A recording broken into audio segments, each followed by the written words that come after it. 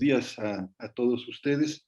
Espero que se encuentren bien ustedes y la gente cercana a ustedes. Muy bienvenidos. Muy bienvenido, querido Jalí. Hoy es la última sesión tuya, de manera que, pues sin más, querido Jalí, para que ya puedas comenzar de un buen vez, bienvenido y adelante, Jalí. Muy buenos días a todos. Muchas gracias, Ricardo. Pues sí, ya llegamos a la última sesión, bien rápido, ¿no? Y a la mitad del semestre también, y viendo la doctrina platónica de la verdad. Es un texto pequeño, pero ¿cuántos temas salen, no? Espero que en esta sesión podamos como redondear el texto. Bueno, eso sería mi intención. Tratar de ver sobre todo la última parte del texto, que es de alguna manera la que nos va a permitir replantear algunas cosas con Heidegger y sobre lo que yo les había comentado acerca de la alegoría de la caverna y de los tránsitos, ¿no? Espero que podamos llegar ahí. Por otro lado, sí quería recordar, ¿no? Y también obviamente agradecerles, pues el motivo por el que estaba como leyendo, intentando leer este texto de Heidegger, que era la pregunta por la apertura del presente, ¿no? Así inicié, de hecho, las sesiones. De alguna manera eso nos hizo preguntarnos por la idea de doctrina. De la idea de doctrina pasamos hacia la fenomenología, ¿no? De la fenomenología regresamos un poco al texto, ¿no? Y ahí fuimos como, pues, deshilando las ideas que estaban en torno, ahora sí, a la interpretación de Heidegger acerca de la alegoría de la caverna, ¿no? Y obviamente nos hemos detenido un poco a pensar la idea de la morada, por ejemplo, a partir de la idea que el propio Heidegger trata acerca de paideia. También nos detuvimos a pensar, sobre todo hacia el final de la sesión pasada, acerca de la interpretación que da Heidegger acerca de las ideas y que va a ser determinante para lo que él va a entender como el giro en la transformación de la esencia de la verdad. Y hasta ese momento creo que nos habíamos quedado en la sesión pasada, dicho muy rápidamente, y con una pequeña como observación que nos hizo Luis hacia el final, con respecto a un pasaje de República, ¿no?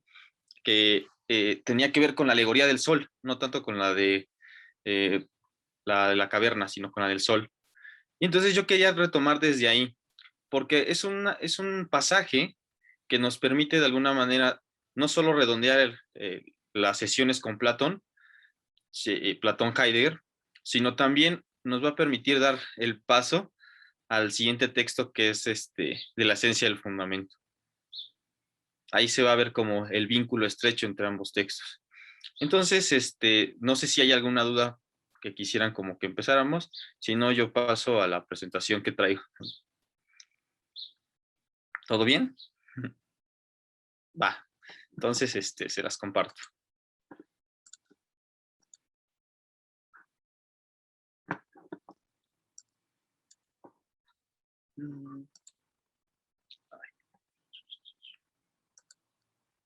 Y es este breve pasaje de Platón República 509b, Pequeña Tesusia. Me parece que es justo la parte que leyó Luis hacia el final, reitero, en donde Platón nos dice, cuando está tratando de investigar cómo dar cuenta de la forma de bien, y hacia el final nos dice, incluso habría que pensarlo como algo que es más, no sé si más allá, pero sí por lo menos más que usía, más que presencia. Y lo que hay que resaltar sobre todo de este pasaje es que quizás Heidegger, entre que sí y que no le hace justicia a esta idea, ¿no? Porque lo que nos va a decir con la forma de bien es que sería algo así como lo absolutamente presente, ¿sí? Pero habría que pensar si efectivamente esta forma de las formas, como él lo plantea, es usía o no, desde lo que el propio Platón mismo nos expone, ¿no? Que es más alta en dignidad y en potencia que cualquier otra forma, ¿sí? Entonces, con quería abrir de alguna manera y tratar de conectarlo también con las dos primeras dos primeras líneas de pensamiento que también traté de como de introducir al inicio de mis sesiones, que fue la de más alta que la realidad está la posibilidad.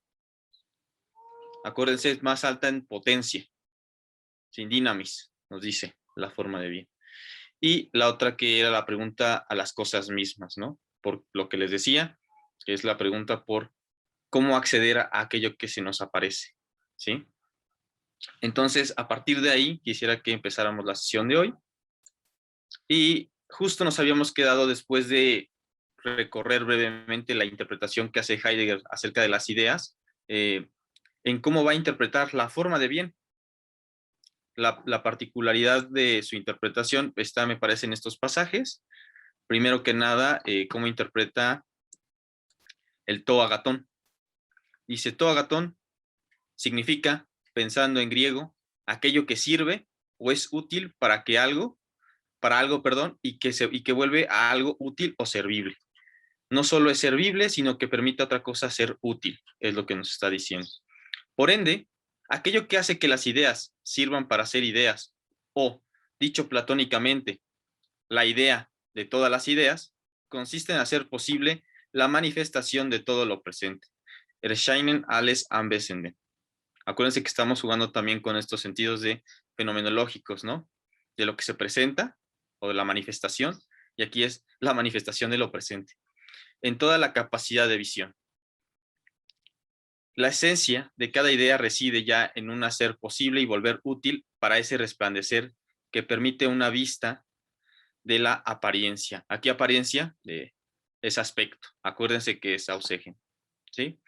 Dice, por eso, Platón, 518c9, nombra también el agatón como el tus, ontos, to, fanotanto. Lo que más aparece, lo que más resplandece de lo ente, ¿sí? Es aquí donde yo les decía que lo que nos va a presentar de alguna manera con la forma de bien, si toda forma, ¿no? Es resplandecer, así nos lo dejó detallado, es destello, es luz, aquella que es forma de las formas, tendría que ser todavía más resplandeciente. Por eso, para Heidegger le da sentido el que haga la relación entre bien y sol, por la incandescencia que contiene la forma. Y entonces, les traigo este breve esquema que trata como de recapitular cómo es que está la ambigüedad de la que habla Heidegger en la alegoría de la caverna. Está la forma de bien. Ricardo, adelante. No, nada más señalar, pero ya lo respondió Luis. Fernando estaba preguntando qué es Agathon y ya lo señaló Luis, ¿no? ¿Qué es lo bueno? Nada más era eso, Cali. Sí, no lo vi, perdón. Sí, es una traducción posible, ¿no? Lo bueno, el bien, ¿sí? Entonces, aquí de hecho lo recupero, está justamente debajo, ¿no? La forma de bien, que está haciendo una analogía entre el bien y el sol como lo más resplandeciente, nos va a decir qué tiene que ver con la utilidad o con el servir. Entonces, si va a decir, es lo que hace a todo absolutamente servible, por decirlo así. ¿Qué es lo que va a hacer la idea de las ideas? Va a hacer que las ideas sirvan como ideas, que funcionen para que las cosas resplandezcan en lo que son. Pero aquí ya hay una suerte de doble función, por decirlo así.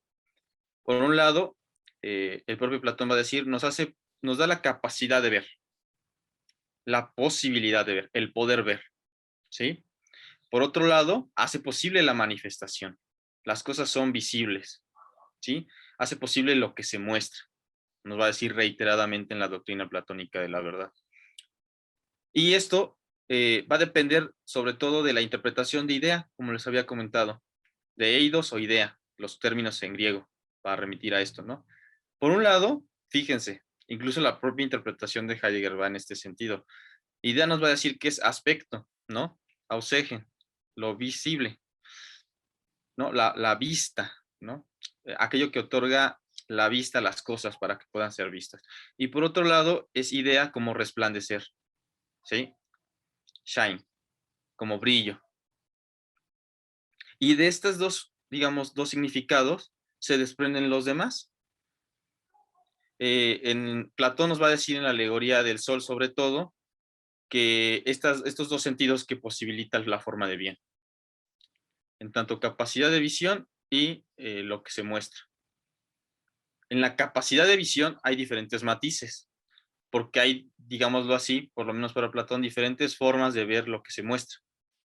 Está la forma de la percepción, de aístesis, está la forma del logos, que también, recuerden, fenomenológicamente era un dejar ver, ¿no? Heidegger lo recupera de esta idea de los griegos, ¿no? Pero curiosamente aquí remite al enunciado en la doctrina platónica, ¿no? El enunciado también es un tipo de visión. Y la noesis, con la que va a cerrar la interpretación de las formas. La noesis la va a interpretar como una aprehensión. ¿Aprehensión de qué? De las formas. La noesis sería como la máxima capacidad, por decirlo así, de aprender las formas y sobre todo la forma de bien en el ascenso y el descenso del prisionero en la caverna. Y de alguna manera, por otro lado, la idea en tanto que resplandecer, lo que va a posibilitar es lo que se muestre lo ente de lo ente, nos va a decir. Es decir, que lo que se nos presenta, se nos presente, ¿sí? Como lo que es. Eso es de alguna manera lo que estaría diciendo.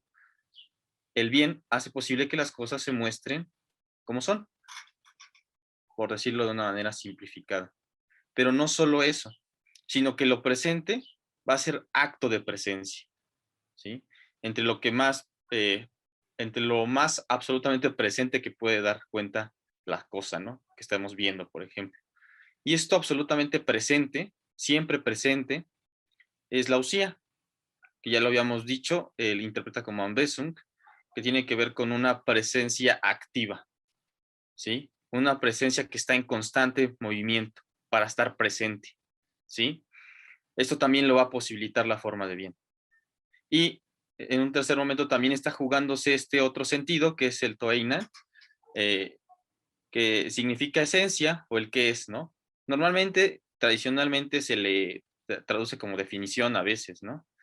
Pero creo que vale la pena mantenerlo como un que es, ¿no? O sea, quizás no adelantarnos tanto a la definición, aunque sí sería una posibilidad, ¿no? Que lo que se muestre sea, quizás deberíamos decirlo así, delimitado en lo que esté bajo sus propios límites. Esto también lo posibilitaría la forma de bien.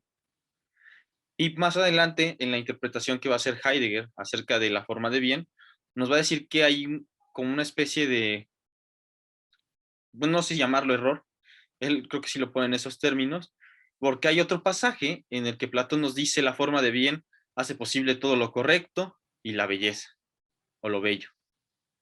Y entonces parecería que, nos dice, eh, la belleza tendría que ver con el noesis, la aprehensión, y el, la corrección tendría que ver con aletheia, porque primero nos dice Platón que, de hecho, en orden de la exposición del propio Platón sería, la forma de bien hace posible todo lo correcto y lo bello. Y después nos va a decir, la forma de bien hace posible la capacidad de ver, en última instancia, la noesis, y por otro lado también, lo que se muestra la manifestación de las cosas, que no es otra cosa que su estado de no oculto, es aletheia. O sea, otra manera de decir que las cosas se muestran, es decir, que están no ocultas, ¿sí? Entonces, Platón nos va a decir que la forma de bien hace posible aletheia y aprehensión.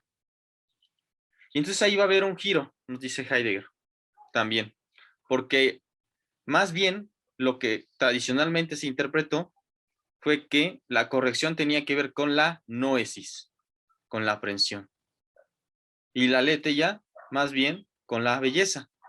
Y recordaba algunos pasajes del Fedro en los cuales dice que la belleza es lo que más resplandece, ¿sí? Entonces, si alete ya es lo no oculto, tendría que estar emparentado, según Heidegger, con belleza, en tanto que belleza es lo que más resplandece en cuanto a las formas, ¿no? Y también recuerden pasajes del banquete, para los que hayan tenido alguna lectura, también es similar, algo así dice Platón, ¿no?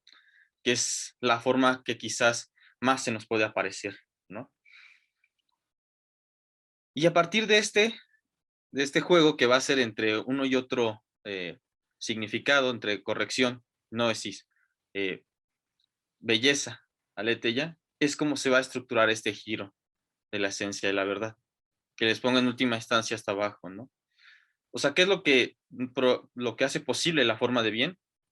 Es el no ocultamiento, no olvido, que también ahorita lo vamos a estar recordando, y también el conocimiento, en tanto la posibilidad de ver las cosas como son, ¿sí? Y, y aquí yo agrego el etos, aunque no lo dice tal cual Heidegger, por lo que vimos con lo de la paideia, de esta posición y portarse a uno mismo en medio del ente, porque eso también lo va a posibilitar la forma de bien. De hecho, creo que eso fue algo que recordaste, Luis, acerca de que también habla de la nutrición y el crecimiento. Pues de alguna manera tendría que estar aquí. Sí, está ahí en Epistemetos. Y entonces Heidegger nos va a decir, ahí está la ambigüedad, porque todavía la esencia de la verdad en Platón está entre lo que se muestra y el aspecto de las cosas que muestra, ¿sí? Entre lo visible y lo que se muestra con tal, por decirlo así. Hasta aquí. No sé si hay alguna duda de este bosquejo breve, de alguna manera, de la ambigüedad. ¿Todo bien?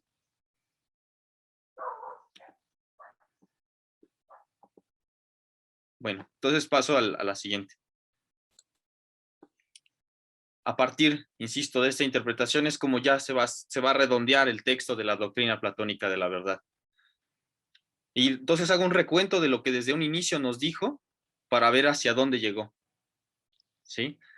Nos decía, doctrina platónica de la verdad, ¿qué es? Lo no dicho acerca de la verdad, que es aletheia, en la alegoría de la caverna. Aquí, ¿qué se está jugando? Una transformación de la esencia de la verdad. Que no es otra cosa, nos va a decir, que una decisión histórica acerca de la esencia de la verdad que repercute en lo que estamos viviendo en el presente y en lo que puede venir. Así nos va a decir. Por eso va a decir, la doctrina platónica de la verdad no es algo que está a la espalda, está presente, está tan presente que es lo que está articulando la forma en la que somos nosotros mismos. ¿Sí? No sé si antes de que pase a lo siguiente, Luis, porque alzaste la mano, querías comentar algo. Sí, Jali, o sea, ahorita que lo mencionaste, la conexión que hay de la idea del bien con la idea de la belleza, ¿no? Que es una conexión que el propio Heidegger pone ahí a la vista en el texto. Y lo que mencionaste de la conexión con el etos, creo que no es cosa menor, porque la belleza de la que está hablando Platón en el Fedro, concretamente, no es la belleza de la naturaleza, es la belleza del humano, ¿no? Y en esa misma medida es una belleza que primero, otra vez, tiene que ver con este aspecto, ¿no? Cómo nos aparece la belleza en la figura, ¿no? En la figura corpórea. Y después tiene que ver si esa belleza, pues, muestra a su vez el fondo en una belleza de carácter, en una belleza de etos, ¿no? Entonces, o sea, creo que también es importante poner a la vista que este concepto de belleza, pues no es un concepto de belleza que tenga que ver con lo artístico ni nada, sino que tiene que ver, pues, con la excelencia del alma, ¿no? Con la arete del alma, ¿no? Y que en esa misma medida uno tendría que preguntarse si uno percibe, es que es bien interesante porque donde se percibe esta belleza es en los jóvenes, ¿no? Al menos en el Fedro, ¿no? Y uno se preguntaría, ¿cómo puede uno percibir la belleza en seres quienes están en proceso de formación de su carácter? ¿No? O sea, como en qué consistiría esa belleza que se está viendo, que es primero un aspecto, pero que si se cultiva mediante el eros, mediante el amor, ¿no? puede llevar a otros lugares. Esa sería como mi pregunta, porque o sea, de repente uno piensa, bueno, podría ser que uno admirara la belleza de alguien que ya está formado, pero no, Platón está hablando de la belleza que se manifiesta en los que están en proceso de formación, ¿no? Y entonces, eh, a diferencia de que se trata de algo que está ya presente, es algo que está en movimiento, si te das cuenta. No es algo que sea absolutamente presente, ya completo, total, ¿no? Entonces, no sé si pudieras ahondar un poquito en esta parte, porque me pareció muy interesante que lo metieras así como rápido, pero creo que hay algo importante ahí de fondo, ¿no? Sí, Luis. En realidad no quería meterme tanto, pero sí lo puedo contestar de alguna manera. Yo creo que otra forma de verlo es que Calón no solo es belleza, sino orden, ¿no? Entonces, si nos preguntamos en este sentido por el orden, por aquello que también posibilita la forma de bien, lo que yo te diría es que, no sé si ustedes, a ver si estás de acuerdo, cuando contemplamos la belleza en algo que está todavía en proceso, digámoslo así, de formarse, es como pues un entrever su, su propia posibilidad, ¿no? O sea, quizás es la sombra, ¿no? De la que hablábamos la sesión pasada. Vemos la sombra de la belleza que está ahí, ¿no? No es que nos llegue de otro lado, está ahí en nuestro propio conformarnos, quizás en lo armonioso de nuestra forma de ser, para jugar un poco con lo del orden, con cosmos, y de alguna manera esta forma de ser armónica nos está posicionando en nuestro lugar que nos corresponde en el cosmos, ¿no? Para conectar orden cósmico, orden del alma, ¿no? Y eso es lo que resplandece, ¿no? ¿Cómo es que en el joven, por ejemplo, aparece esta consonancia con el cosmos, con la fisis? Y eso es bello, ¿no? Yo creo que sería como un vistazo, ¿no? Un vistazo de lo que ensombrecidamente, pero que está ahí latente, es la belleza propia de los que están formándose, ¿no? Y que creo que también habría que decir que si lo llevamos como a sus últimas consecuencias, pues es como la formación es un proceso que, que siempre tiende a su propio fin, ¿no? No es que llegue, no es que llegue a su forma y ya se acabó, ¿no? Ya deja de ser, sino que tiende constantemente hacia su propia forma, ¿no? Entonces, también creo que valdría la pena decir eso, ¿no? De que la formación es un proceso en cuanto tal, un proceso en el cual podemos tender a nuestra propia forma, dicho con Platón, ¿no? Sí, Luis, perfecto. Carlos, adelante. Déjamelo. Gracias, gracias, Jalí. Bueno, pues este punto me parece que es muy interesante, que justamente toca el corazón de lo que, digamos, hila todas las exposiciones, ¿no? Que es la formación. Con base en lo que estás planteando ahora, Jalí, parecería entonces que eh,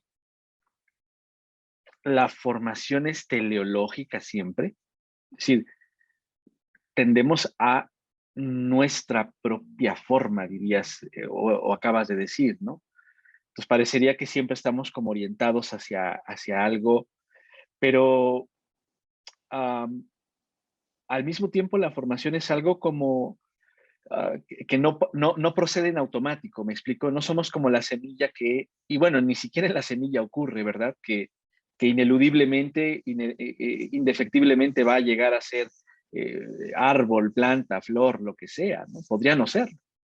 Igualmente parecería que nosotros, ¿no? Entonces, eh, hay algo más quizá que esté ahí, ¿no? En la formación, porque no es un proceso automático precisamente, ¿no? ¿Qué dirías? Yo, bueno, no, ese también, perdón, Saúl, ahorita te doy la palabra, o no sé si quieras como ahondar, pero es que me mandó un mensaje porque no puede alzar la mano, pero sí. Si quieres, sí, y ahorita contesta, a lo mejor se relaciona. Bueno, algo, ahorita que Luis hacía su pregunta, me recordaba cómo hay una colega ahí en la facultad que se perdió un rato de su vida estudiando las dos palabras que hay para belleza en griego, y lo que ella descubrió es que justamente la que aparece aquí no está referida a la belleza física, sino que está referida a una belleza moral, no en el sentido tanto de, digamos, de la formación de sí mismo, sino justamente de la respuesta a una proporción. Así como en la escultura la belleza implicaba una proporción, un ritmo, bueno, pues en lo moral también implicaba determinada proporción que tiene que ver obviamente con la paideia. Recordemos que hablábamos de que la paideia es un saber ser y un saber hacer. Bueno, en la Grecia clásica era un saber ser y un saber hacer, y justamente en ese sentido implica una proporción de mi persona. Pero como decía Carlos, por un lado está el hecho de que la formación no es algo definitivo, no es algo que ya esté acabado y sea unilateral, sino que en todo caso será circunstancial, es decir, dependerá del individuo y de sus circunstancias hasta dónde alcanza esta, digamos, belleza.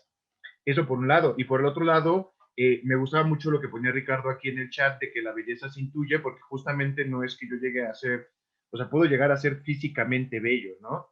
Pero en realidad la belleza que está refiriendo, esta belleza, digamos, moral, y utilizo comillas para que no pensemos en valoraciones o en juicios de está bien, está mal, sino meramente en que el sentido del término belleza estaba referido no a lo físico, sino justamente a la cualidad del individuo. De hecho, el sentido original de Calón, perdón, de Agatón, no de Calón, de Agatón, señala la cualidad de ser bueno de las personas, ya sea por su nacimiento o por su cualidad, por su calidad de persona, pero no refiere nunca a un bueno, ni digamos, de acuerdo a una moralidad cerrada en la que se determina el valor de las cosas, ni de acuerdo a la forma física, sino que es una moralidad, perdón, una belleza que tiene que ver con la formación de mi persona.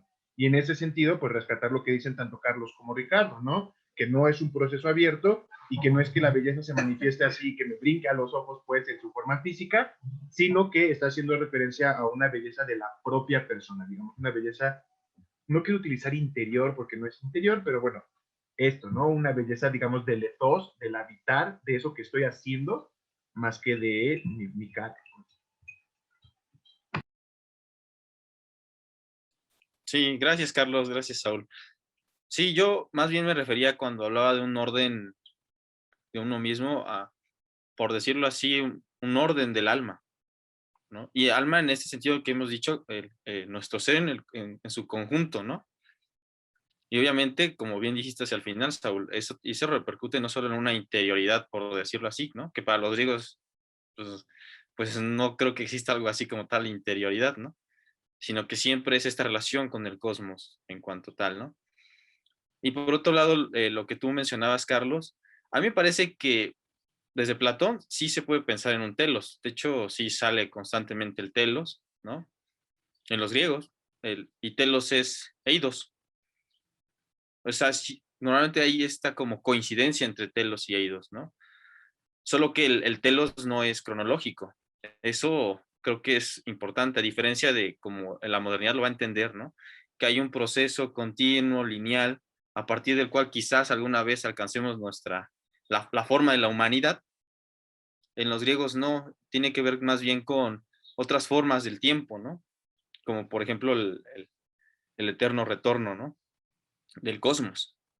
Entonces, de alguna manera también ahí se juega la idea de presencia, ¿no? Es un telos que está presente, que hace acto de presencia, que de alguna manera, por ejemplo, como lo interpreta Heidegger, está oculto y que tiene que hacer acto de presencia, ¿no?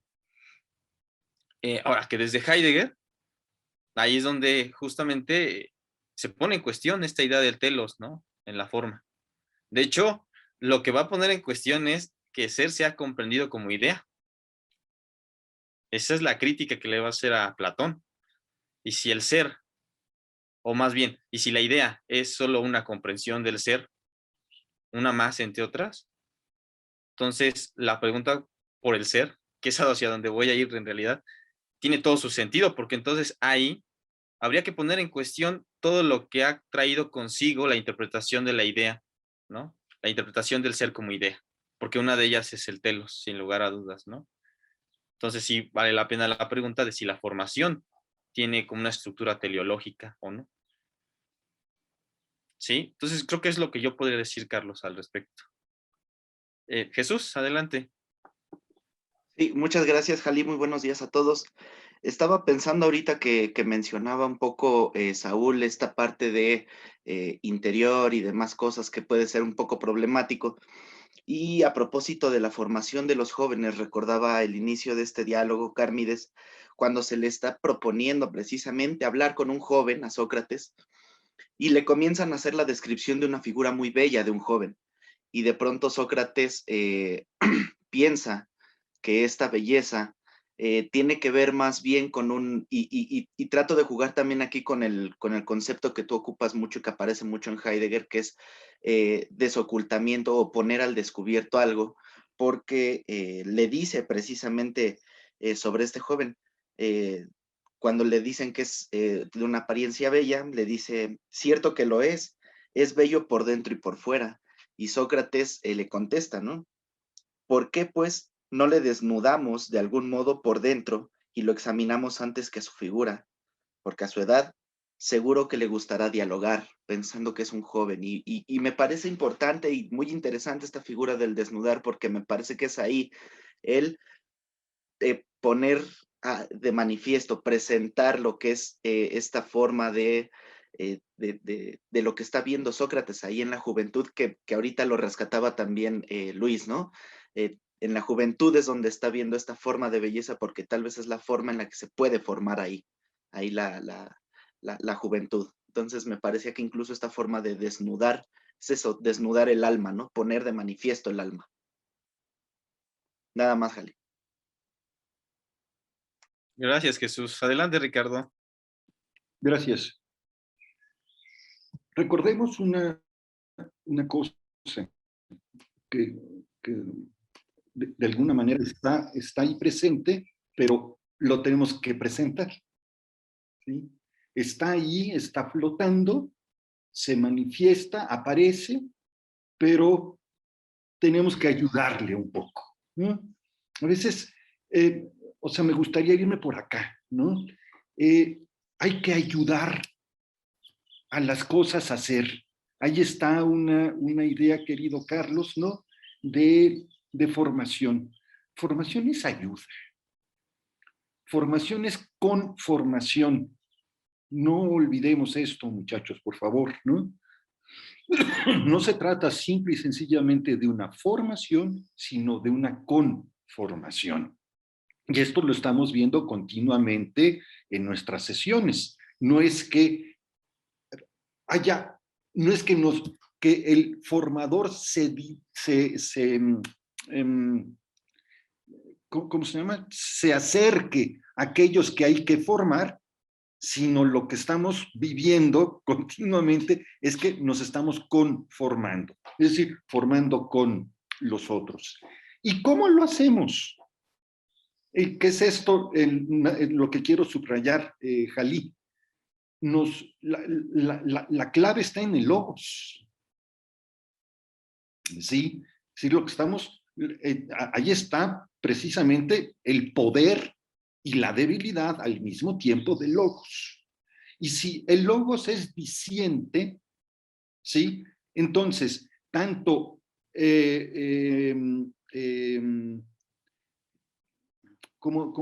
aguántenme un momento. Sí, tanto lo físico como lo espiritual es diciente, Saúl. Hay que tener mucho cuidado con esto, ¿no? Es decir, no estoy hablando de interior, pero vaya que tanto, y esto lo sabe muy bien Platón y lo sabe mejor todavía Heidegger, ¿no? Tanto la sola presencia como esto que estamos haciendo ahora son significativos y tienen sentido, ¿sí? De manera que no es tanto hablar de interior y de exterior, sino son modos precisamente del etos, son modos del haber, son modos del habitar.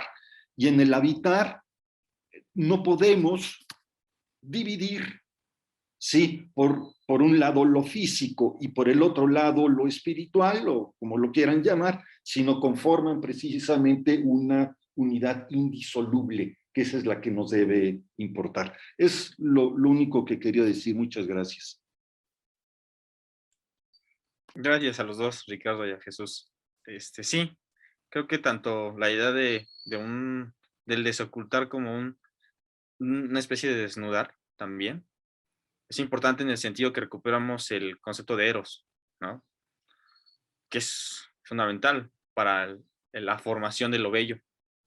Y por otro lado, lo que tú dices, Ricardo, ¿no? El diálogo. O sea, dicho con una palabra es el diálogo en tanto que paideia, ¿no? Que también está relacionado con lo que acabas de decir tú, Jesús, ¿no? Del joven que es propicio para el diálogo. Entonces, en esa medida, el diálogo es unidad, ¿no? Y es formación de unidad con los otros. Prosigo en lo que me había quedado. Bueno, no sé, creo que no, porque ya no hay otra participación o algo así. Si no me dicen, que luego no veo.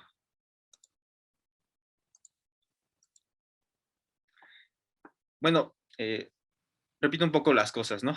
Este es un esquema que hice para recuperar como el cierre del texto, tratando de hilar desde lo que comienza a decir Heidegger hacia lo que va a apuntar. Entonces hay muchas cosas que ya trabajamos y hay otras cosas que va como a detallar hacia el final.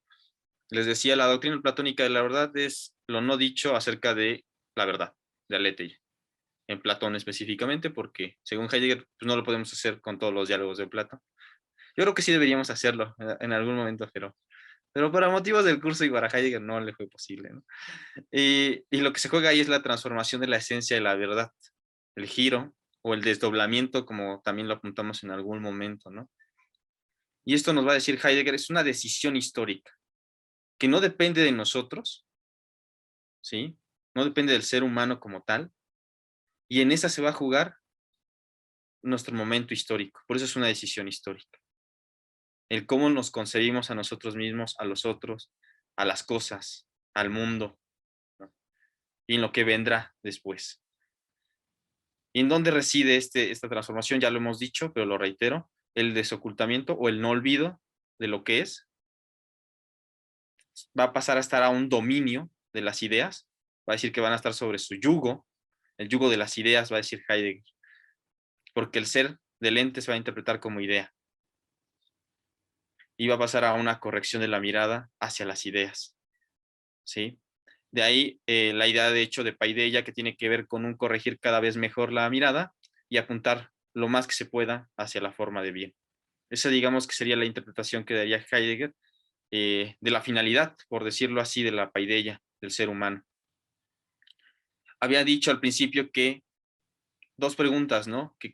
¿Cómo se consumaba este giro y qué fundamentaba? Y aquí es donde está lo importante para el proyecto de Heidegger, y no solo para él, sino incluso para lo que nosotros estamos pensando y pensamos desde un inicio con la época de la imagen del mundo. Si la época de la imagen del mundo se preguntaba por la modernidad, este texto se pregunta por la antigüedad, por decirlo así. Es una pregunta por este momento histórico y por las comprensiones de ser que dominaron en este momento histórico. Entonces, ¿qué es lo que se está jugando en este giro de la esencia de la verdad? Por un lado, se va a consumar en el pensamiento occidental, ¿sí? Casi incluso en el globo, ¿no? Para tratar de hablar de lo mundial, de lo pandémico que es este giro, ¿no? Y es que la verdad se va a entender inmediatamente y regularmente como adecuación, ¿sí? Y en la antigüedad ya está, es lo que nos trata de decir Heidegger. A pesar de que no sea la única comprensión de la verdad, sí está ahí. Y nos va a decir, está, por ejemplo, en esta aprehensión que busca el Noén con la usía, con la idea. En el medievo nos va a decir, está en esta coincidencia entre el intelectum y la cosa, ¿no? Y el intelectum divino también. Y en la modernidad, como ya lo vimos en la época de la imagen del mundo, está entre la conformidad entre sujeto y objeto, que va a desembocar, según Heidegger, en el pensamiento de los valores, ¿no? En pensar, por ejemplo, a la forma de bien ya no como aquello que es idea de las ideas, sino como un valor más entre otros, ¿no? Entonces, las ideas también están jugando, según Heidegger, en el problema del valor, ¿no? Y va a nombrar ahí a Nietzsche como el último platónico, ¿no? Por esto, porque está pensando en el valor, aunque sea de manera inversa, ¿no? Discutible, porque yo sé que aquí hay por ahí estudiantes nietzscheanos. Si tienen algo que decir, díganlo. Pero esa es la interpretación que da Heidegger al respecto, ¿no? ¿Y qué es lo que está fundamentando? Pues nada más y nada menos que en este giro, de la verdad, es como acontece históricamente la filosofía, la metafísica, la ontoteología, ¿sí? Y el humanismo. Nada más y nada menos. Es ahí a donde quería apuntar Heidegger. Por eso la importancia del presente y en lo que viene, de pensar qué es lo que está pasando con la esencia de la verdad. Cómo nos está formando, porque va a acontecer históricamente la filosofía en la medida nos va a decir que la filosofía es una amistad, un amor, ¿no? Un deseo, por decirlo así, hacia las ideas, porque en las ideas está la posibilidad de una sofía, de una sabiduría, de un estar familiarizado con eso que se nos presenta, nos va a decir Heidegger. Pero también está la metafísica, y en este sentido sí está el más allá, ¿no? De hecho, así es como interpreta la sentencia que les puse de Platón, la de Pequeña Tesúsía. Por el más allá, sí, que también es una posible interpretación, nos va a decir Heidegger, la metafísica emerge, ¿no? Como ese tratar de trascender, de ir más allá de las sombras hacia las ideas, ¿sí? Y nos va a decir la metafísica es platonismo. Es una idea de Heidegger de este momento de su obra, ¿no? Preguntar por la metafísica en ese sentido, porque la metafísica es parte de la historia del ser, ¿sí? Y entonces nos explica cómo es que aquí acontece la metafísica y también la teología, porque la forma de bien, lo va a interpretar Heidegger, es Ursache, que es el término alemán para decir causa originaria o causa, ¿no? Nada más que él resalta el originario, porque es de alguna manera como también se va a estar interpretando posteriormente a la antigüedad, por ejemplo, en el cristianismo, como el origen de las cosas. Entonces también va a decir que a partir de este giro es como emerge lo ontoteológico, como una causa originaria que es lo que más absolutamente es, y en esa medida crea las cosas, ¿no? Es lo que va a llegar a desembocar esto teológico. Y por otro lado, por eso le interesaba el asunto de la paideia, es porque en la paideia, como la plantea Platón, Heidegger nos va a decir, está la formación del ser humano. Y la formación del ser humano, no solo como la posición que tiene en medio del ente, sino que a partir de basarse en las formas, es la búsqueda de una forma de ser humano, ¿sí? La búsqueda de la propia forma de ser, ¿sí? Y entonces, aquí estaría de alguna manera ya concentrado, espero que no sea tan abrupto, pero por lo menos que se muestre el problema histórico que tiene este giro de la esencia de la verdad, ¿sí? Ricardo, adelante. Gracias, Jalí. No, deja el texto, por favor, porque quiero hacer referencia a una cosa.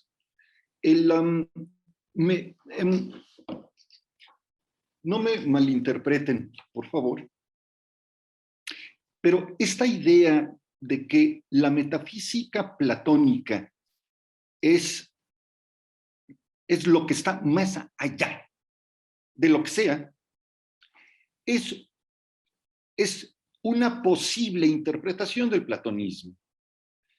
Y esto quiero que quede muy claro, porque así se ha entendido a Platón tradicionalmente. Es decir, un poco que no haya tanta tensión cuanto división. Y yo tengo otra interpretación de Platón, pero desde Platón mismo, es decir, tampoco me lo estoy sacando de la manga.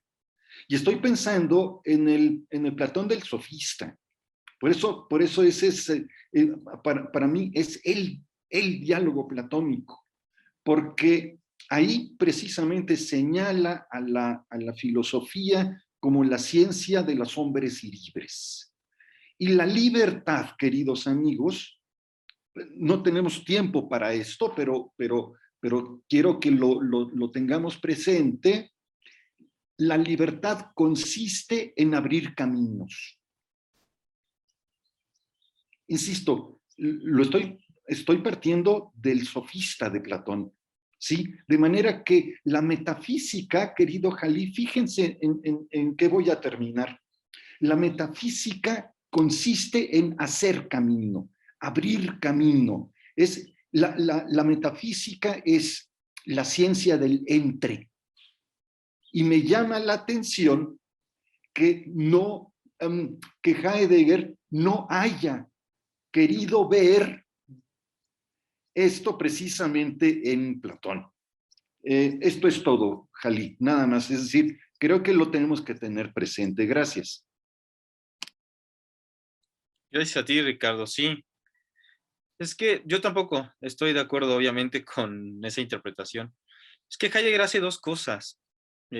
Sí, por su proceder hermenéutico, sin lugar a dudas, y una de las consecuencias de esto es desprender lo tradicional. De hecho, hacia eso vamos a ir más adelante, pero lo digo de alguna manera, destacar qué es lo que tradicionalmente se ha entendido.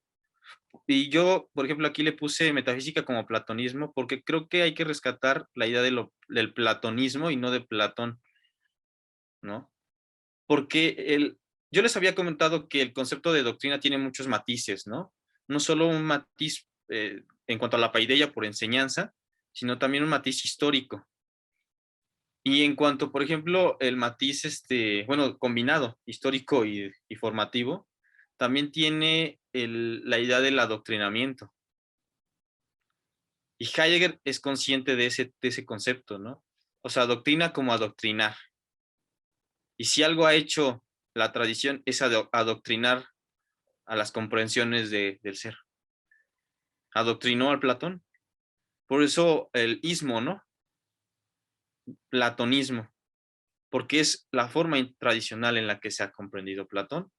Y creo que Heidegger acierta, por lo menos en ese sentido, a decir que esto, pues no, tampoco sale de la nada, ¿no? O sea, una interpretación sí se puede, del propio texto de Platón puede surgir ahí, pero nos tenemos que preguntar por lo que el propio Platón dice, ¿no? Y un poco también eso es lo que él hace. Si uno presta atención a lo que él mismo está interpretando de la alegoría, puede incluso poner en tela de juicio esta interpretación. Pero bueno, por lo menos esto era lo que quería marcar, porque sí está marcando ejes que van a desembocar en determinadas tradiciones. ¿Sí? Y la última parte, traigo una cita que es de la última parte, que la tengo que leer porque redondea lo que hemos estado trabajando a lo largo de estas semanas, con la cuestión del recuerdo. Como que al final Heidegger sí se acordó que Alete ya es rememorar, ¿no? Y nos dice lo siguiente. Dice, con todo esto, se ha hecho recordar la esencia inicial de la verdad. En este recuerdo, aquí todavía no utiliza, ¿cómo es? Andenken, sino Erinnerung. Pero bueno, se entiende porque está todavía en proceso esa idea. Dice, en este recuerdo se desvela el desocultamiento. Y hay que prestar atención a lo que está diciendo. O sea, está diciendo un Verborgenheit en Tult, ¿no? Que, dicho de otra manera, lo que nos está diciendo es que la idea de desocultamiento se ocultó históricamente.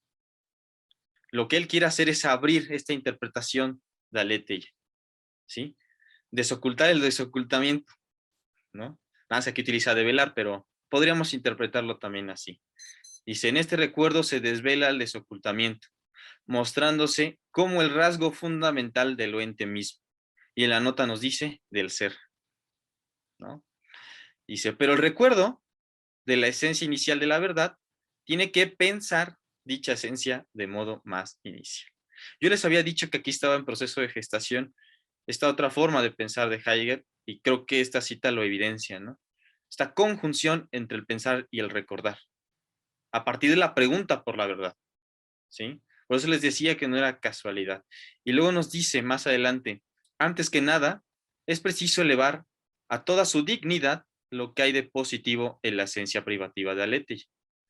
Antes que nada, hay que experimentar ese elemento positivo como el rasgo fundamental del ser mismo.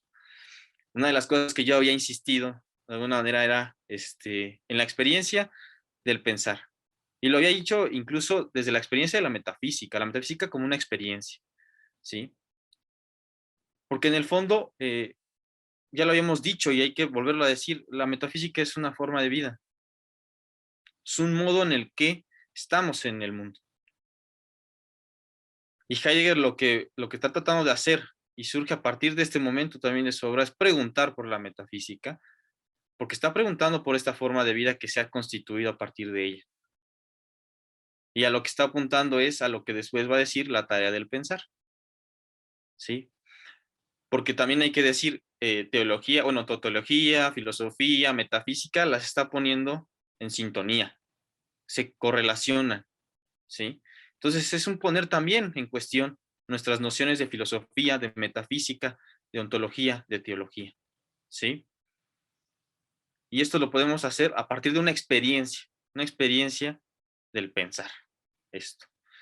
Y luego nos dice, primero debe irrumpir la necesidad y la penuria, en la que, para empezar, lo que se torna cuestionable ya no es solo lo ente en su ser, sino el propio ser, la diferencia.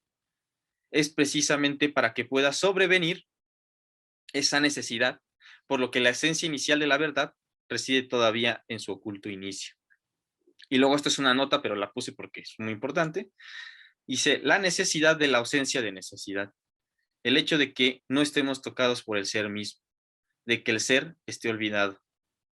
En este estado de necesidad, el olvido del ser no nos abandona. ¿Sí? Me voy a dejar de compartir un poquito. Este cierre del texto de Heidegger, justo a lo que apunta es al propio proyecto de Heidegger. Si la comprensión del ser no tiene que ser a partir de las formas, nos obliga a pensar la diferencia entre el ser y el ente. ¿Sí? No, lo tenemos que plantear. Porque parece que, según Heidegger, la idea es una forma de identificar al ente. Digo, al ser, perdón. Identificar al ser. ¿Sí? Y este juego que nos hace, ¿no? Entre la necesidad y la ausencia de necesidad, yo les diría que habría que así empezar quizás a leer Ser y Tiempo, por ejemplo, ¿no? Cuando hay que despertar, pues la pregunta que interroga por el sentido del ser, ¿no?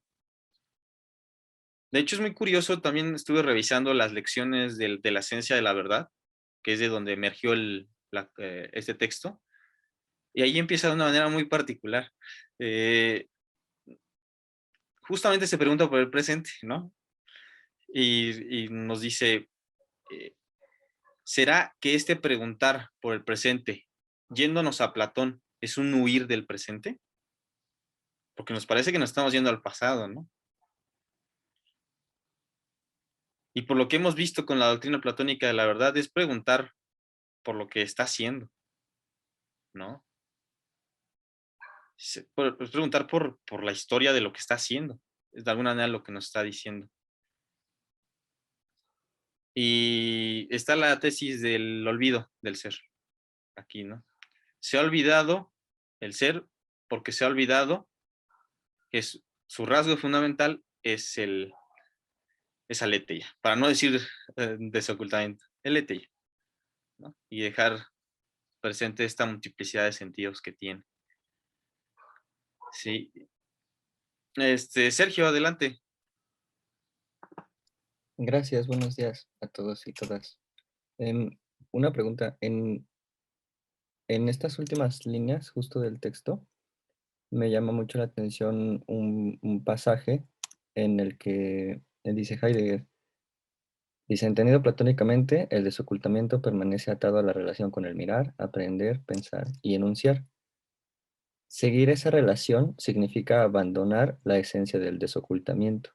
Y luego dice, ningún intento de fundar la esencia del desocultamiento sobre la razón, el espíritu, el pensamiento el logos o cualquier otro tipo de subjetividad puede salvar ya nunca la esencia del desocultamiento.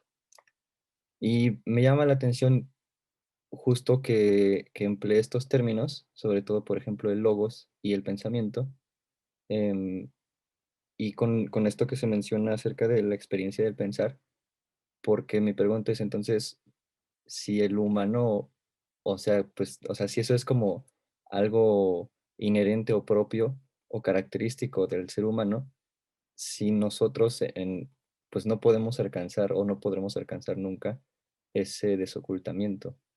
O sea, si tenemos que abandonarnos para alcanzar ese desocultamiento. Gracias.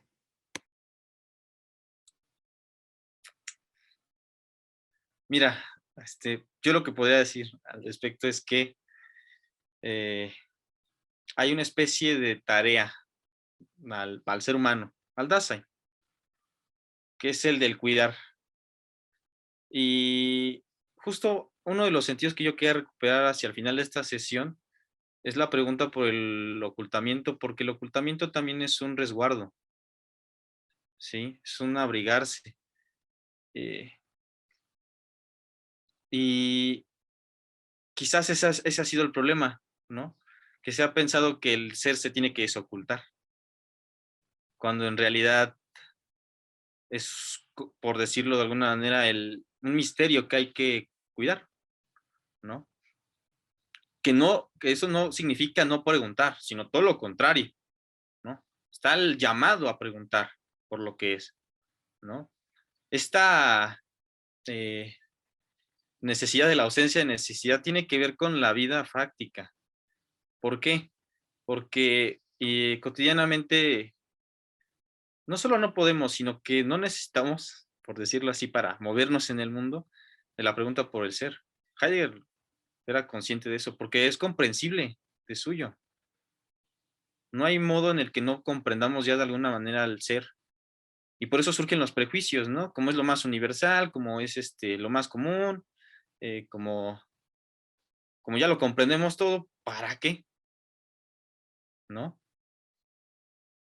Pero es precisamente por esta ausencia de necesidad que hay que preguntar por el ser, ¿sí? Porque en esa pregunta nos estamos preguntando por nosotros mismos y por cómo nos estamos formando a nosotros mismos a partir de esta pregunta, ¿sí? Entonces, es una crítica ahí al pensar, al enunciar, al espíritu, por cómo lo ha interpretado la modernidad, Sergio. Y justo lo que Heidegger trata de abrir es otra forma del pensar, ¿sí? Que no sea determinante, que no diga yo soy el que desoculto el ser, ¿no? Y en última instancia está bajo mi dominio también, ¿sí? Entonces es como, de alguna manera, lo que nos está invitando Heidegger hacia el final del texto. Y le cedo la palabra primero a Ricardo y luego a Carlos. Adelante. Muy bien, Jalí. Me gusta mucho lo que has dicho a Sergio y también me alienta, pues, ¿no? ¿Qué es lo que vas a decir hacia el final? Yo más bien quiero hacer un señalamiento previo, y es, no nos debemos ir literalmente, no nos debemos ir con la finta. Cuando Heidegger habla de olvido y de oculto, no significa que en algún momento de la historia, quién sabe cuándo, pero en algún momento de la historia haya habido pura presencia. Y entonces que el ser humano hayamos hecho algo, nosotros hayamos hecho algo como para ocultar el ser, ¿sí? Que activamente hayamos hecho algo para ocultar al ser. Y lo mismo con el olvido. Es decir, no es que en un momento dado de la historia nosotros hayamos estado plenamente conscientes, hayamos tenido mentalmente, pues, presente al ser, y que en un momento dado hayamos volteado la vista a lo ente y nos hayamos activamente olvidado del ser. Ni lo uno ni lo otro.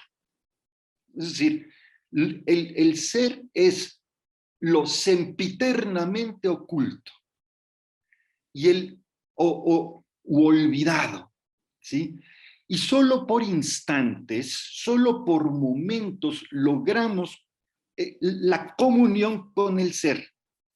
Mucho ojo con lo que estoy diciendo, es decir, no es que nosotros, cualquiera de nosotros, logremos desocultar al ser, porque esto podría traer el malentendido, la mala interpretación de que al desocultarlo estamos convirtiendo al ser en un ente.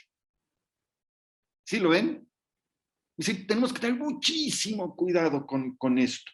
No es desocultarlo para decirlo, bueno, sacarlo de la chistera, si me lo permiten decir así, ¿no? Sacar al conejo, ¿no? Como los magos de la chistera. No se trata, este es el error que históricamente se ha cometido, porque se está confundiendo precisamente al ser con un ente, ¿sí?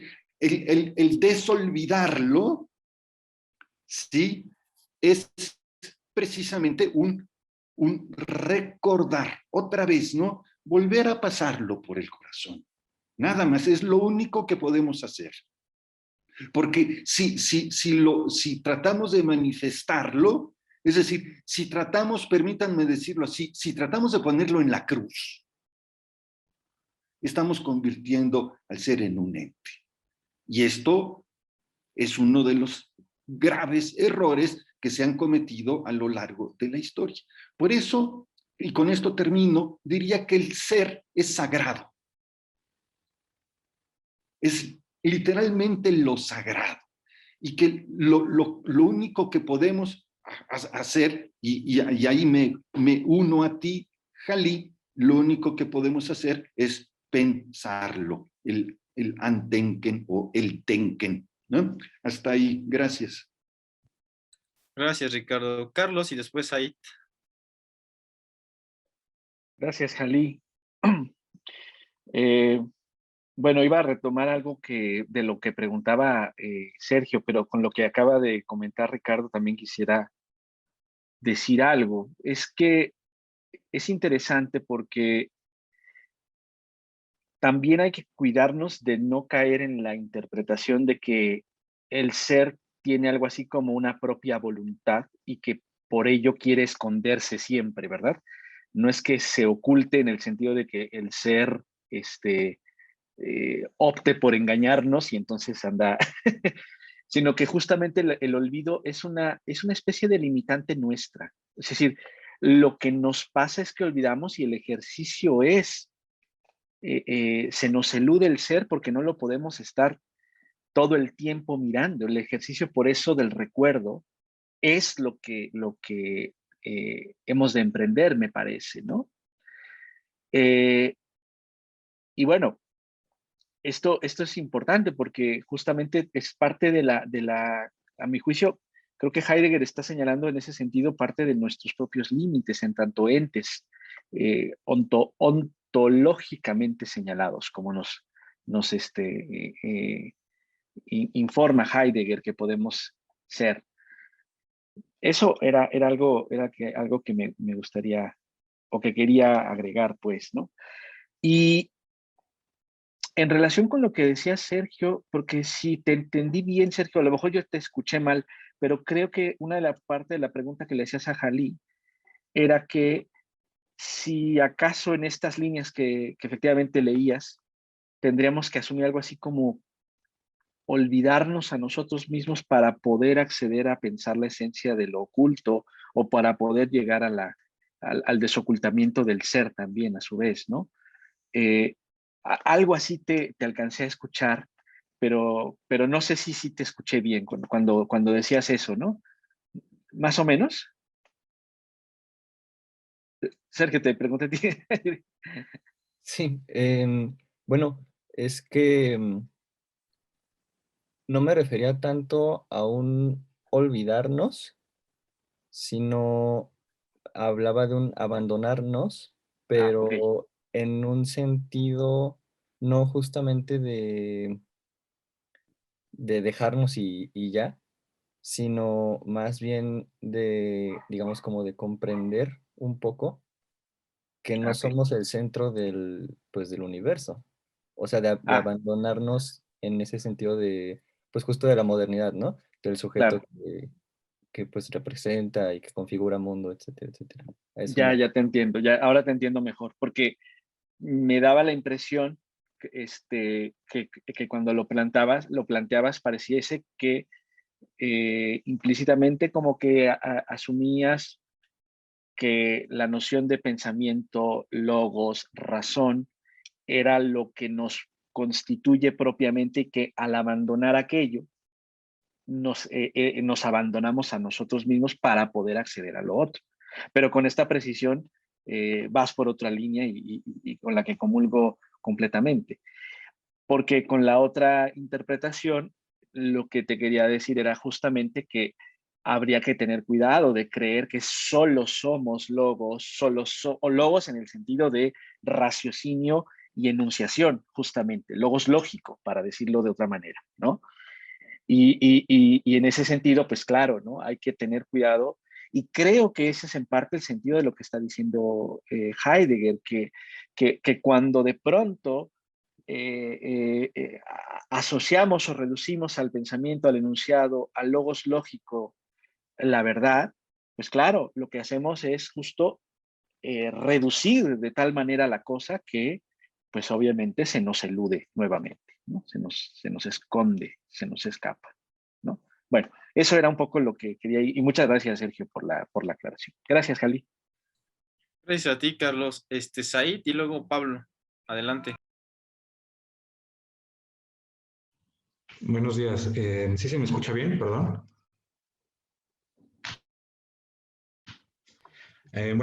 Muchas gracias. Pues lo que yo estaba, lo que me llamó mucho la atención de la última participación del doctor Ricardo es precisamente bueno, no sé, a mí se me ocurrió que hay que tener precisamente cuidado con en qué sentido decimos desocultamiento, ¿no? O en cómo a lo mejor estamos interpretándolo, ¿no? Porque pienso yo que pretender desocultar al ser, bueno, yo me estaba imaginando así como muy visualmente a alguien que dice, que no sé, que retira una cortina y dice, miren, aquí está el ser, ¿no? Lo intenta mostrar desocultándolo. Y parece que dicho así, como, miren, esta persona va a desocultarnos a todos el ser, es problemático, ¿no? Porque no sé si esto, o sea, si o a lo mejor podría cada quien de manera individual hacer este ejercicio de recordar,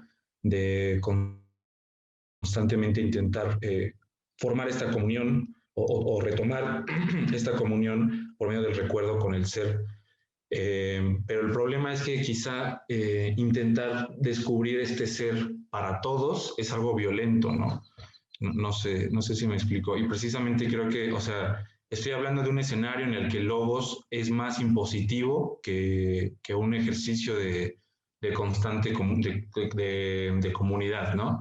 Y creo que precisamente esto se puede ver en diferentes momentos históricos, ¿no? En el que existen, pues no sé, personas o movimientos que intentan imponer precisamente o que intentan o que pretenden obligar a otras personas a aceptar esta pretensión de haber descubierto, de haber desvelado en qué consiste o cómo es el ser, ¿no?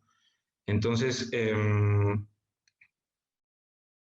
pues no sé, de cierta forma yo creo que cuando uno intenta, o bueno, cuando se logra este momento de comunión, como decía Ricardo, de cierta manera, no sé, esto es todo esto es más una pregunta, ¿no? Que una tesis, no sé, mía, ¿no? Una propuesta.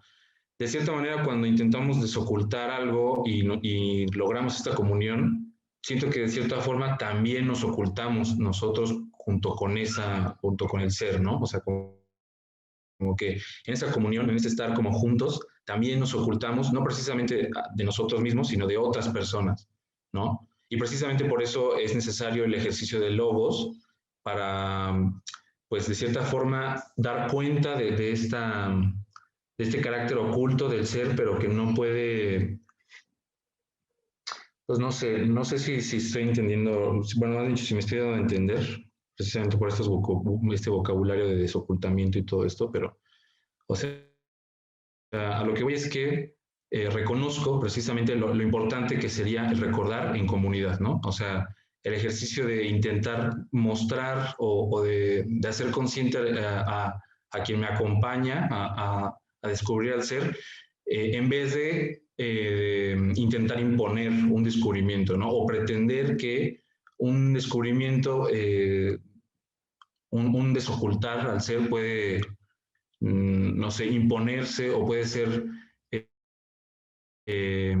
no sé, voy a usar una palabra quizá muy errónea para esto, pero puede ser más trascendental, pretendiendo que nunca pueda olvidarse, ¿no? Y yo creo que también precisamente este juego de olvidar y recordar nos permite pues acceder cada vez más o tener una comunión, no sé si cada vez más, pero bueno, por lo menos nos da la oportunidad de pues de dar cuenta o de no limitarnos nada más a una región de lo que se encuentra en algún momento dado de algún texto o de la historia, ¿no? Sino que de cierta forma nos permite al menos tener esta oportunidad este ideal de poder abrazar pues lo infinito, ¿no? No sé, la vastedad del ser. Y bueno, no sé si se entendió más o menos mi participación y bueno, es eso. Muchas gracias. Gracias, Aid. Pablo, adelante. Yo quería preguntar también, específicamente a Carlos y a Ricardo y a los demás compañeros que han participado, ¿qué tanto ven aquí en lo que venimos discutiendo, la necesidad o la posibilidad de que, ¿cómo ponerlo? Estoy pensando sobre todo en lo que Ricardo decía hace dos clases acerca de cómo la fenomenología heideggeriana es una fenomenología vivencial, ¿no? Frente a la fenomenología husserliana, que es una fenomenología metodológica. En ese sentido, la vivencia pues, parece tener un papel importante en la experiencia que se tiene del ser, sobre todo del ser ahí, del ser en el mundo, que es necesario luego, en cierta forma, plasmar con la ayuda de logos o de la racionalidad en una forma cognoscible o aprendible a la razón, ¿no? En ese sentido, pues nos pide tener esta cierta clase de evidencias con tal de tener una experiencia particular del ser que pueda ser expresable, ¿no? Eh, Estoy pensando también, por ejemplo, en lo que en la fenomenología japonesa de la escuela de Kioto sería después el pensamiento del no pensamiento o la experiencia del no ser, ¿no? Como que ir en la dirección aparentemente contraria de no meterse de lleno en la experiencia del ser, sino tomar la dirección contraria, ¿no? Ir hacia una experiencia del vaciamiento de la interioridad para en el descubrimiento de esa nada absoluta que el budismo propone, encontrar una experiencia de ser distinta a la que en Occidente se ha contemplado, pero únicamente como en esta experiencia mística, digamos, de retraimiento, de ascetismo, de eliminación de lo propiamente humano, ¿no? Y cuánto del pensamiento de Heidegger nos podría llevar en esa dirección, pensando sobre todo en la figura de Nishida Kitaro, que tuvo discusiones con Heidegger cuando estuvo en Alemania en los 30, en los 20 creo, y cómo estos dos pensamientos fenomenológicos se dirigen en direcciones opuestas, pero siguen representando esta cuestión de la experiencia del ser como punto de, de como catalizador, digamos, de lo que después será una forma de pensamiento expresable, ¿no?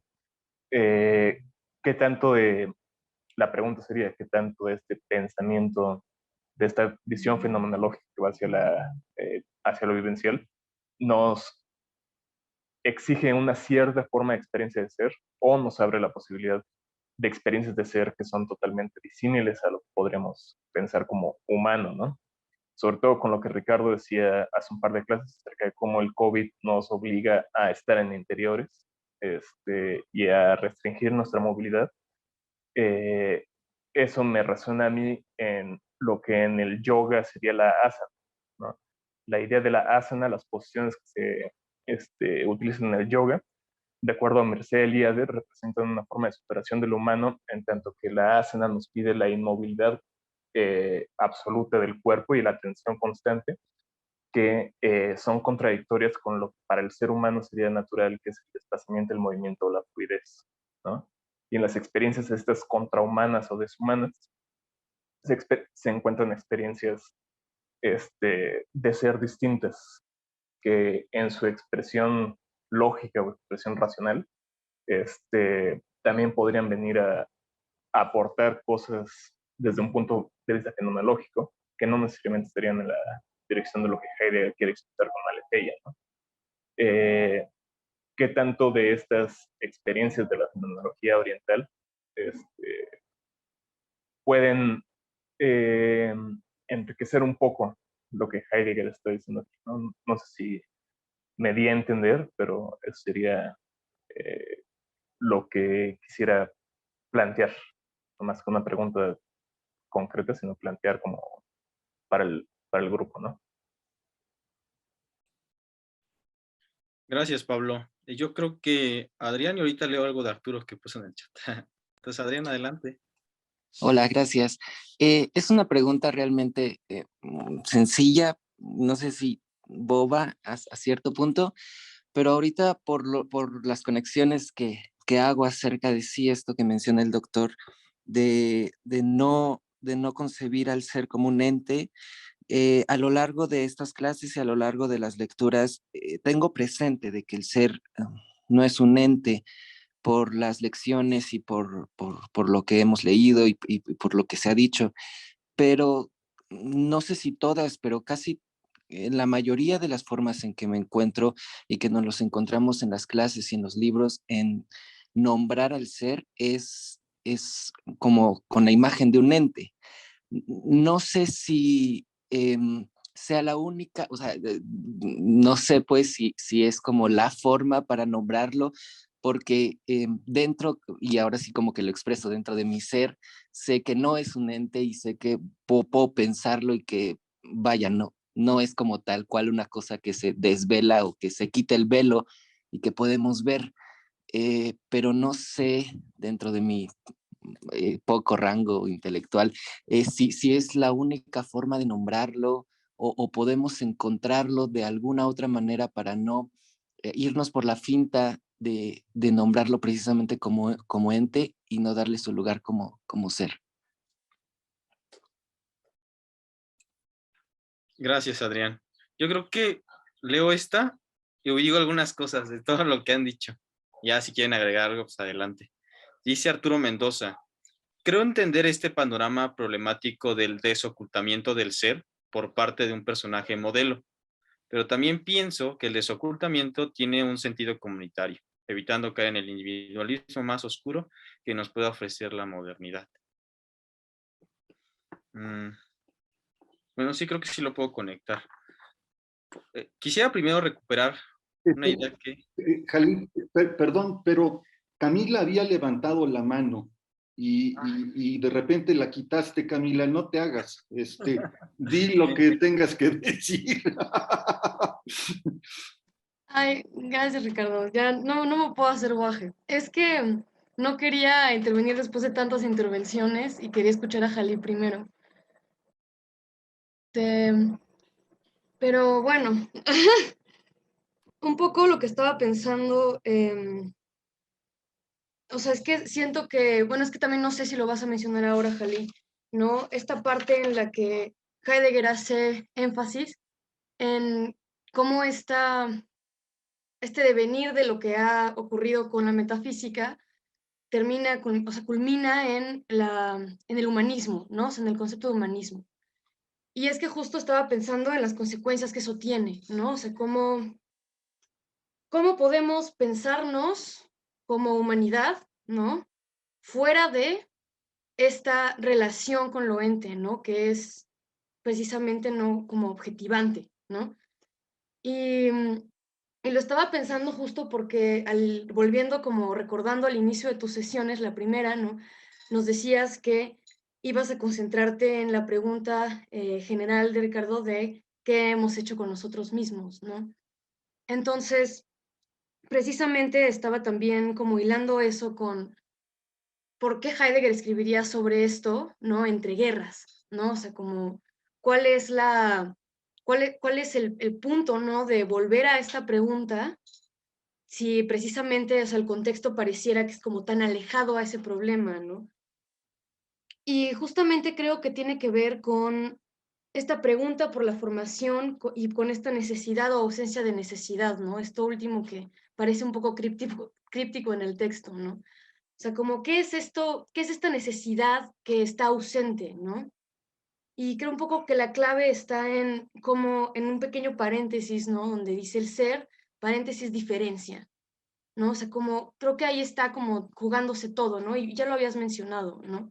Es decir, si pensamos a la formación como una suerte de excentricidad, es decir, donde ya no nos ponemos a nosotros en el centro, ¿no?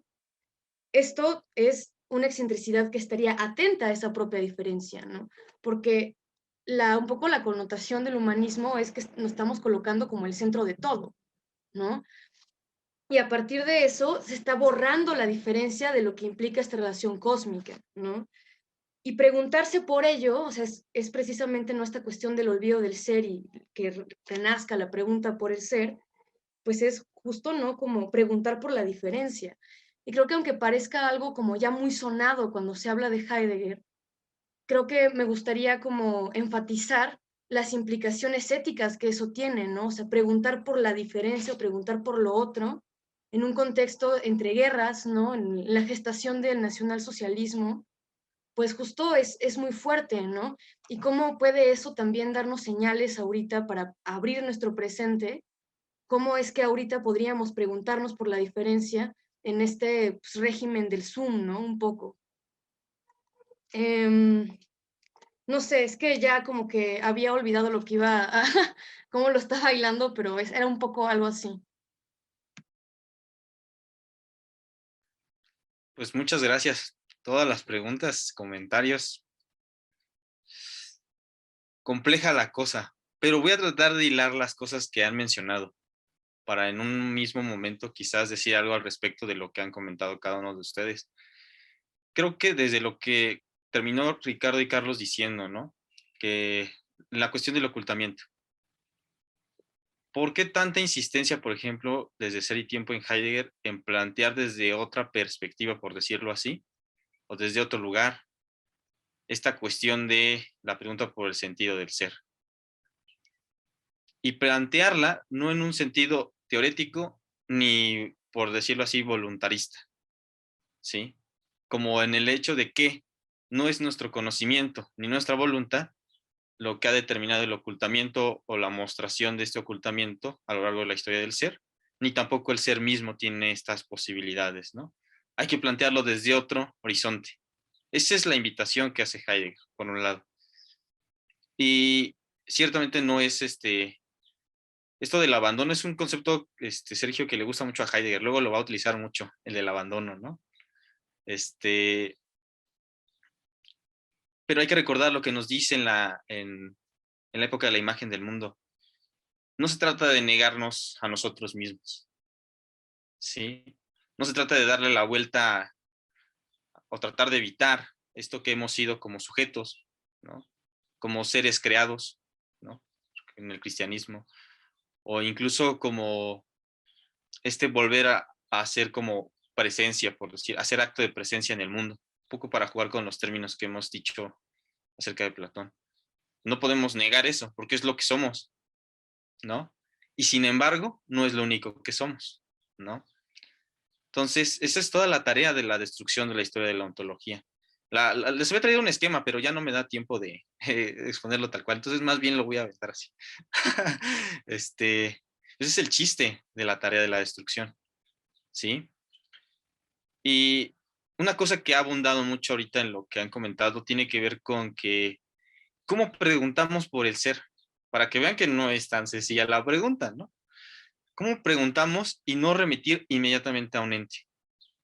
Parece que la historia nos dice lo contrario, ¿no? Que siempre tendemos a esto y que quizás es lo que vamos a atender más adelante.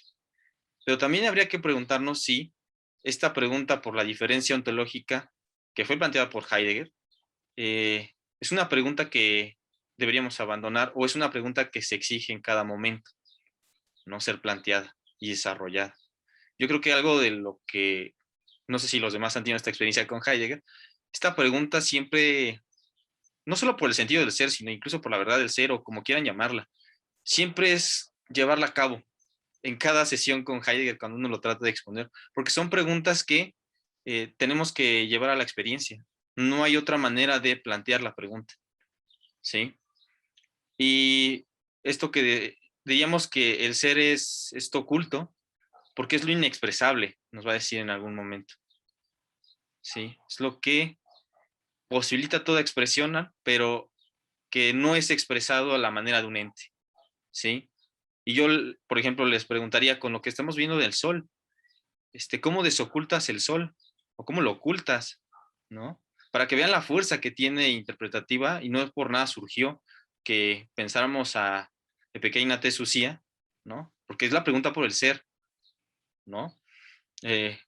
Como el sol, ¿no? Es una forma de expresarlo, sin duda que tiene sus límites, claro, Platón lo sabía. Y así han surgido a lo largo de la historia planteamientos para dar cuenta de esto, ¿no? Curiosamente a partir de imágenes. Y aquí está otro sentido de imagen, ¿no? Como es tratar de dar cuenta de lo innombrable. Y Platón lo muestra constantemente, no solo en la alegoría de la caverna, sino en los diálogos. Y yo no creo que solo Platón. Podemos hablar de lo que sea a lo largo de la historia de la filosofía, contrario a lo que diga propio Heidegger, y me parece que ahí está la pregunta. No es algo que nos hayan planteado. Quizás sí, no con esta matiz que tiene Heidegger en su proyecto ontológico, pero vaya que sí se ha preguntado por lo menos vitalmente la historia de la metafísica. Esto que nombrabas tú, Pablo, un camino, por ejemplo, yo no conozco sinceramente mucho acerca de la filosofía oriental. Sé que hay cercanías con Heidegger y ya han sido trabajadas bastante.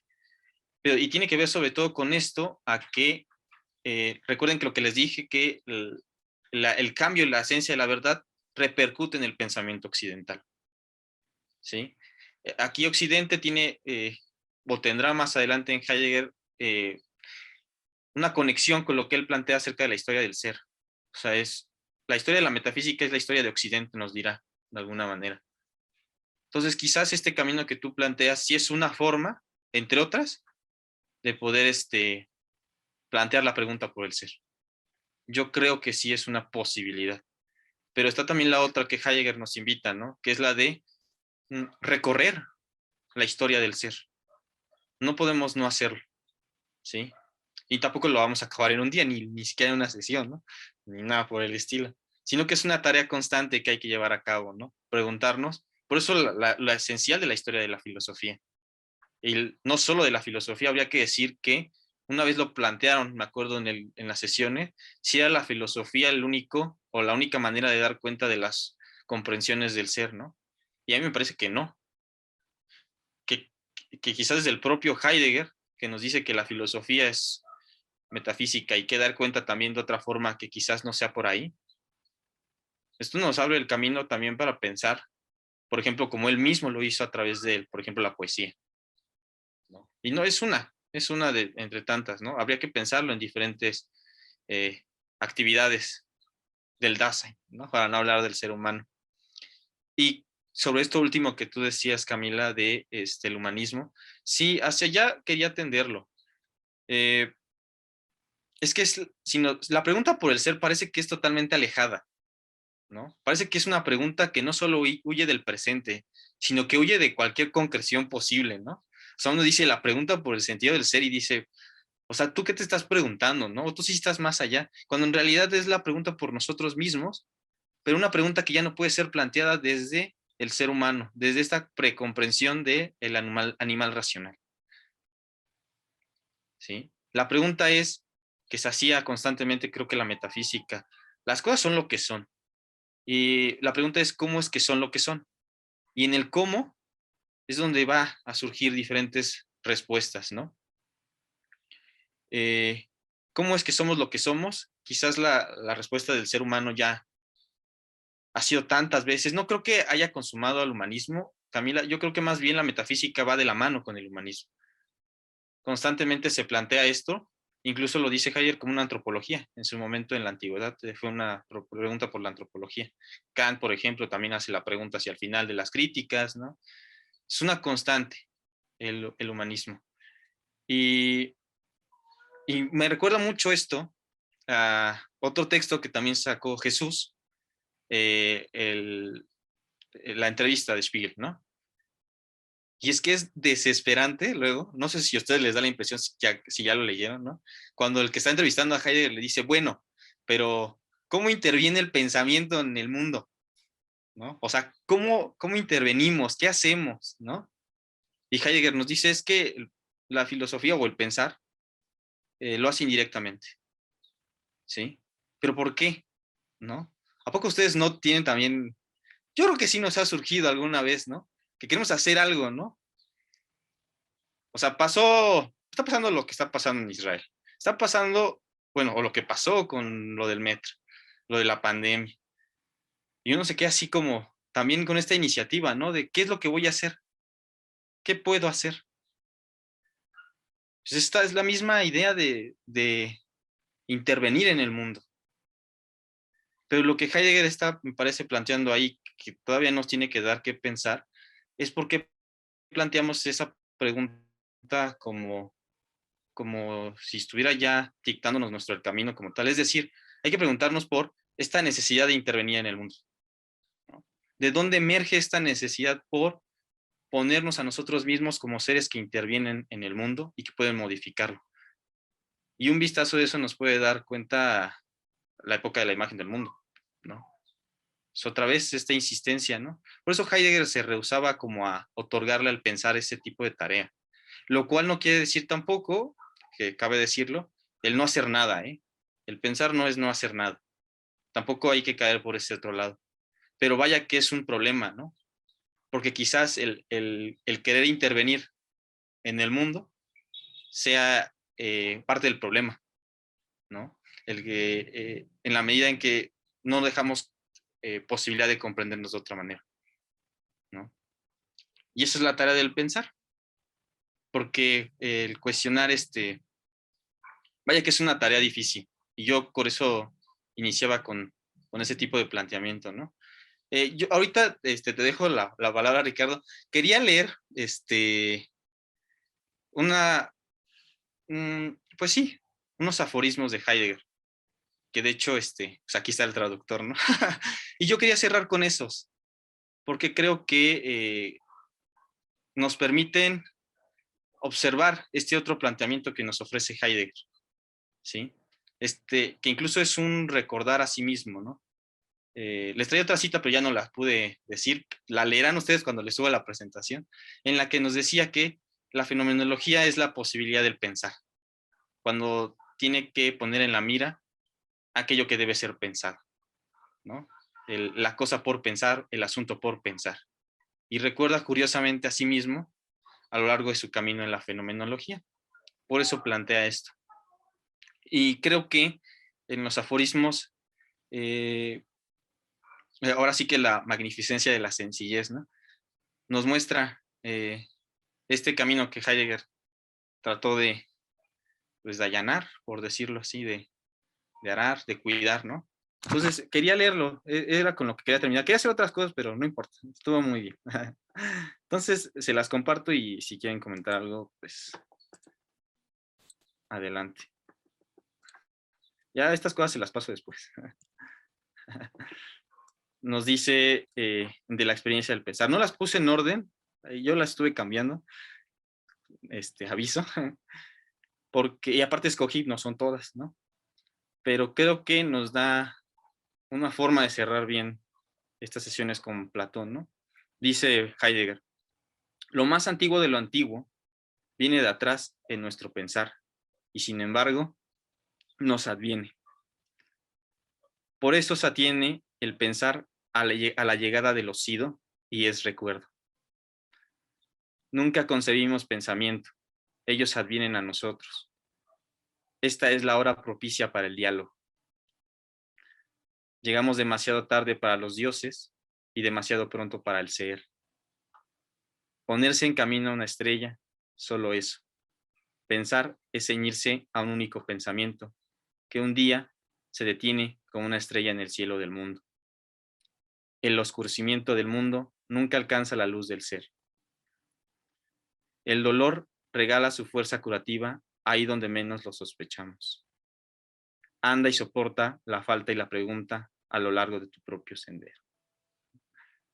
Y creo que con eso yo cerraría mis exposiciones con Platón.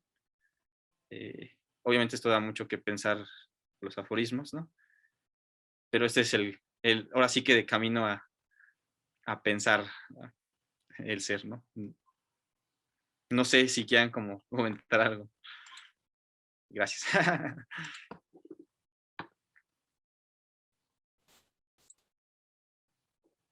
Adelante, Itzel. Gracias. Yo tenía una pregunta desde que leí el texto, o sea, la primera sesión, pero quería más bien como esperar a que terminaras este recorrido. La pregunta no tiene mucho que ver con esta discusión que estuvimos desarrollando hace rato, pero sin embargo me ha estado como dando vueltas desde que me acerqué al texto, ¿no?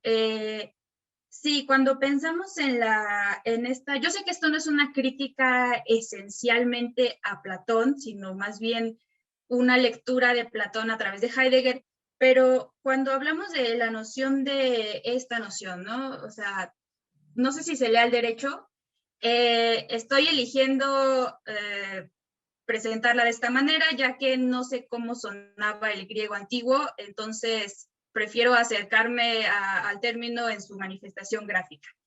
Entonces, cuando hablamos de esto y pareciera que se contrasta con esta otra, a mí me da la impresión de que se está haciendo una especie de jerarquización en la que el hombre, voy a usar esa palabra, el hombre formado por una, estuviera como un poco, no sé si encima del que está en la otra condición, ¿no?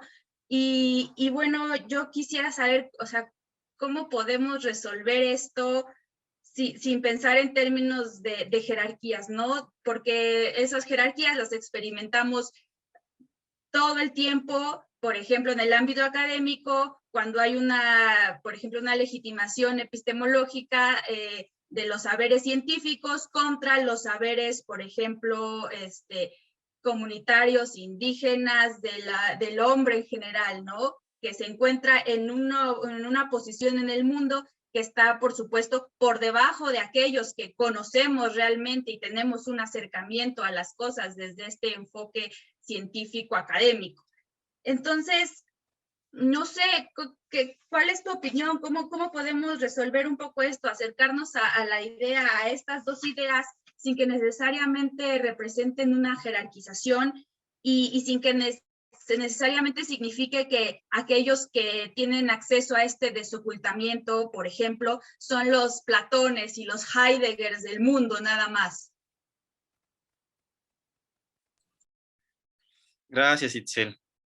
Yo creo que ese es uno de los grandes problemas que tiene no solo Platón, pues yo creo que muchos griegos, y es lo aristócratas que son. Sí, y se ve, o sea, tienes razón en cuanto a que es posible interpretar esto así, como si hubieran una suerte de los mejores y uno de los peores, ¿no? Y hay una diferencia de quiénes pueden formarse o no. Creo que es por ahí va la cosa, ¿no? Esta desigualdad de posiciones. Pero yo creo que otra forma de pensarlo es, utilizando un término de Heidegger, la originariedad de ambos. Habría que pensar si realmente hay alguien absolutamente formado, ¿no? Y hay alguien absolutamente no formado, cuando en realidad parece que toda formación implica una especie de deformación, ¿sí? Incluso el Platón lo plantea, o sea, en el cambio de una estancia a otra, es un proceso de deformación, ¿no? De aquello que creías que era lo realmente efectivo, al que ya no lo era. Es una formación que trata de deformar aquello previamente que estabas, ¿no? Entonces, habría que pensarlos no uno así y otro así, ¿no? Como si fuera la formación, ¿no? El punto máximo y la deformación lo más bajo, cuando siempre es así.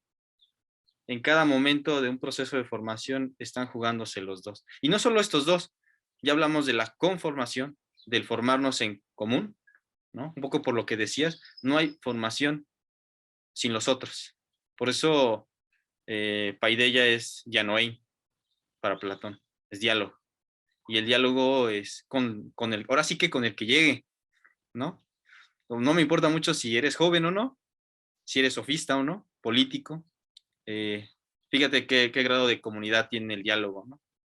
Es una conformación al mismo tiempo también de la formación.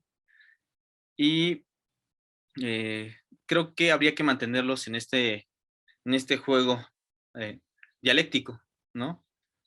Y creo que a partir de ahí podemos pensar de otra manera la paideia, como lo estabas poniendo, y no en un juego de jerarquías, que sí se puede, pero creo que incluso desde Heidegger nos permite dar otra lectura de eso. ¿Sí? Ricardo y Jesús, adelante. Gracias, Jalí, por tan bellas clases. De veras he aprendido mucho gracias a ti. No es lo mismo, habría muchas cosas que decir, pero quedan 8 minutos. Razón por la cual quiero dirigirme especialmente a la pregunta que hace Itzel. No es lo mismo formar que educar. En la educación sí hay aristocracia, sin lugar a duda. Es decir, el sistema educativo está hecho de tal manera de que efectivamente en la educación hay aristocracia. Lo curioso es que la educación no necesariamente te hace aristócrata. ¿Sí? La aristocracia no es simple y sencillamente relativa a las posibilidades que tienes, que generalmente así entendemos a la aristocracia, pero creo que podemos ampliar el horizonte, digámoslo así. Esto en primer lugar. En segundo, no te voy a responder yo, sino te va a responder Heidegger. Y esto, por favor, escuchen lo que tiene que decir el maestro. Dice, el filosofar. Pero por filosofar pueden poner ustedes el quehacer que ustedes quieran, no me importa cuál, ¿sí? El filosofar solo puede conducir hasta el borde. Siempre se queda en lo penúltimo. ¿Escucharon? No importa qué es lo que hacemos. Porque si hacemos solo referencia a aquello que estamos haciendo, nos estamos entendiendo a nosotros mismos como nuestro quehacer.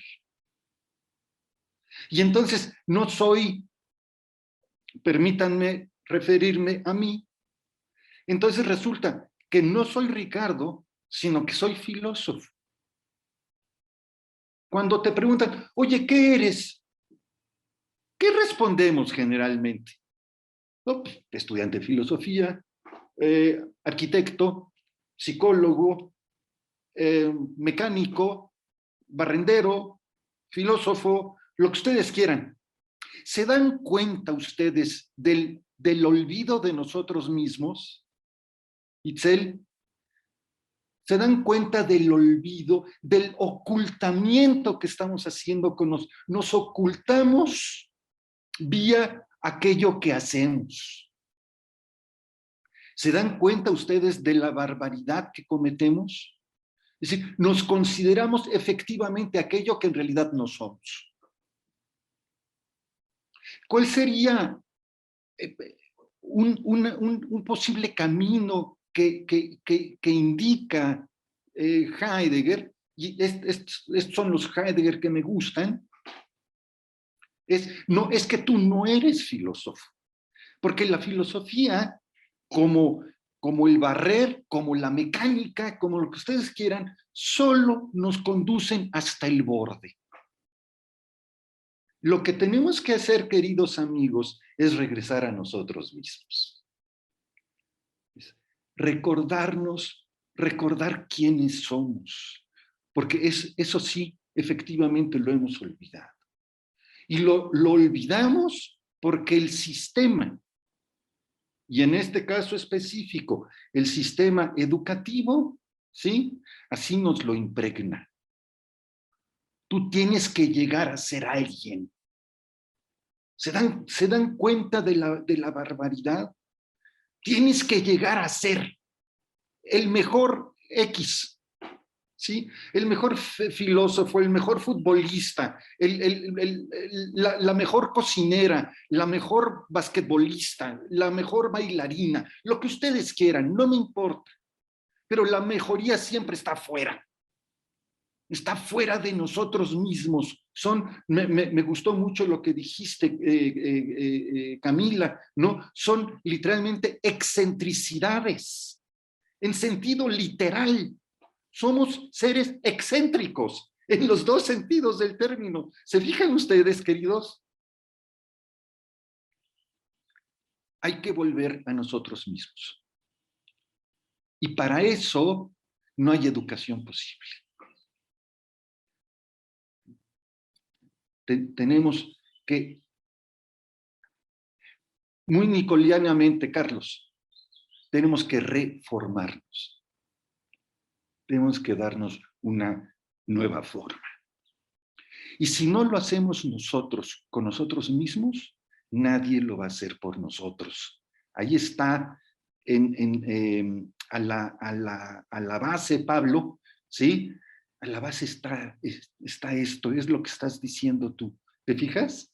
No es que es otra manera, tenemos que reexperimentarnos. ¿Sí? Esto es lo que tenemos que hacer. Y para eso, queridos amigos, no hay método. Sino lo que tenemos que hacer, muy platónicamente, lo que tenemos que hacer es abrir camino. Y eso nos toca a todos.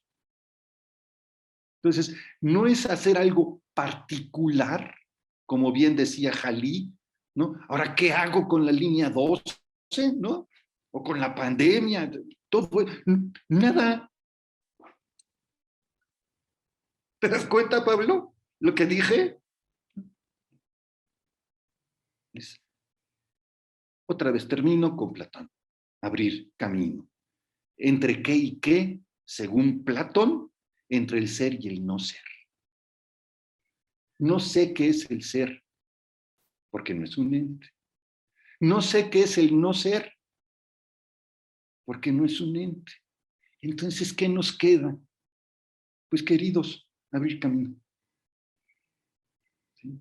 Muchas gracias otra vez, Jalí. Excelentes clases. Gracias, Ricardo. Creo que Jesús todavía querías comentar algo, ¿verdad?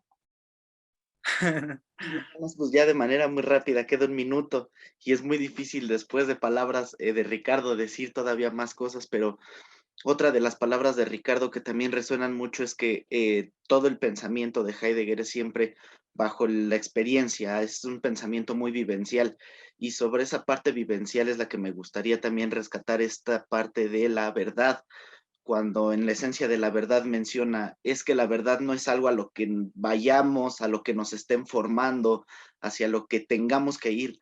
La verdad ya nos posee a cada uno de nosotros. La verdad ya está en cada uno de nosotros. Y me parece eso muy, muy bello también traerlo a cuenta con esta pregunta que hacía Itzel, ¿no?